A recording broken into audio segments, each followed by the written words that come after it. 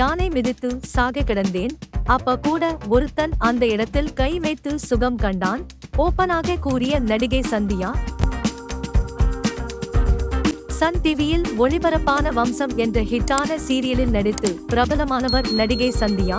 எதிர்பாராத விபத்து ஒன்றில் தனக்கு நேர்ந்த அத்துமீறல் குறித்து வேதனையுடன் சமீபத்திய பேட்டி ஒன்றில் பகிர்ந்திருக்கிறார் சந்தியா. அந்த பேட்டியில், கடந்த 2006ஆம் ஆண்டு ஒரு சீரியலுக்காக கோயில் யானை ஒன்றுடன் ஷூட் எடுத்த போது அது என்னை தாக்கியது. யானை தாக்கியதில் 7 இடங்களில் எனக்கு எலும்பு முறிவு ஏற்பட்டது. மயங்கி விழுந்த நான் இறந்து விட்டேன் என்றே அங்கிருந்தவர்கள் முடிவு செய்து விட்டார்கள்.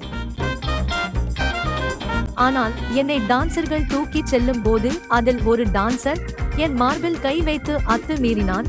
நான் பெணம் போல் இருந்ததால் என் மார்பில் கை வைத்தவர் யார் என்று தெரியவில்லை.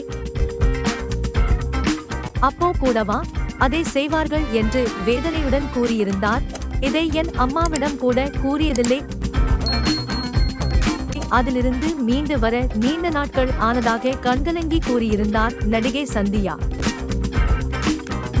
தொடர்ந்து சினிமா செய்திகள் பார்க்க சேனலை சப்ஸ்கிரைப் செய்து கொள்ளுங்கள். நன்றி.